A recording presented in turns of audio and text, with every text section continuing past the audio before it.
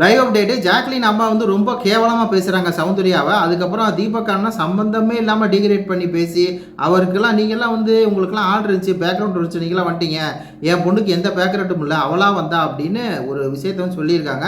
அது என்ன அப்படின்னு சொல்லி பார்க்கலாம். 3 இடம், அதாவது இந்த படத்தை பாருங்கள்.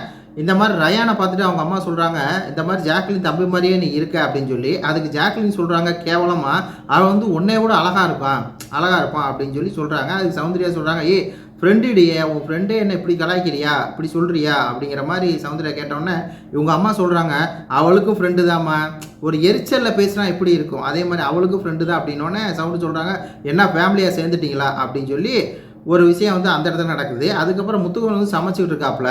அப்போ வந்து இவங்க அம்மா வாண்டடாக சொல்கிறாங்க, நேற்றுக்கு ராணுவம் சமைச்சது அப்படிங்கிறாங்க. ஆமாம்மா, நேற்றுக்கு அவன் வந்து மிளகா பொடியும் இது ரசப்பொடியும் அதிகமாக போட்டா அப்படின்னோடனே, ஆமாம் சௌந்தர்யா மட்டும் அதுக்கு முன்னாடி நாள் என்ன அவன் மட்டும் எப்படி செஞ்சா, இவங்க பாருங்கள் சம்மந்தமே இல்லாமல் அந்த இடத்துல சௌந்தர்யா பேர் எடுக்கணும்னே இல்லை, ஆனால் என்னென்னா வாண்டடாக எடுக்கிறாங்க.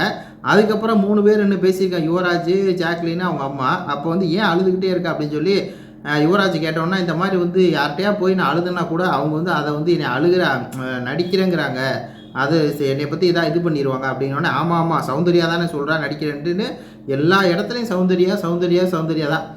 அவ்வளோ தூரம் என்ன தான் வன்மமோ தெரிலப்பா அவங்க அம்மாவுக்கு, கேவலமாக இருக்குது. ஐயோ சாமி, இப்படி ஒரு அம்மா பார்த்ததே இல்லை. இதில் எங்கள் அம்மாவுக்கு வந்து பேச தெரியாது, பேசுறியான்னு ஜாக்லின்னு சொல்லிச்சு. முரட்டுத்தனமாக என்ன ஒருத்தனை வந்து தவறாக பேசணும் அப்படின்னா முதலாளாக தாட்டி விடுவாங்க அப்படிங்கிற மாதிரி இருக்குது. இதில் என்னென்னா சம்பந்தமே இல்லாமல் தீபக் அண்ணன் வந்து நல்லா ஜாலியாக பேசிகிட்டு இருக்காரு. அப்போ அவங்க அம்மா சொல்லுது, இந்த மாதிரி 12ஆம் படிக்கும் போதே ஜோடி நம்பர் 1 பார்த்துட்டு அவள் வாட்டில் நேரம் அங்கே போயிட்டாப்பா, அவளுக்கு வந்து வரணும்னே வந்தா, அவளுக்கு எந்த பேக்ரவுண்டும் இல்லை, இப்போ உங்களுக்குலாம் பாருங்கள் பேக்ரவுண்ட் இருக்குது, நீங்கள் வந்துட்டீங்க, ஆனால் அவள் கஷ்டப்பட்டு வந்தாப்பா அப்படிங்கிற மாதிரி சொல்லுச்சு இவங்க அம்மா. அதுக்கு தீபக் அண்ணன், நாங்களும் கஷ்டப்பட்டு தான் வந்திருக்கோம், பெரிய ஓவியம் அப்படிங்கிற மாதிரி அவருக்கு அந்த ஆத்திரம் வந்துருச்சு. என்னடா இப்படி பேசிகிட்டு அவங்க அம்மா, ஐயோ சாமிங்கிற மாதிரி இருக்கும். கருத்துக்களை சொல்லுங்கள். நன்றி, வணக்கம்.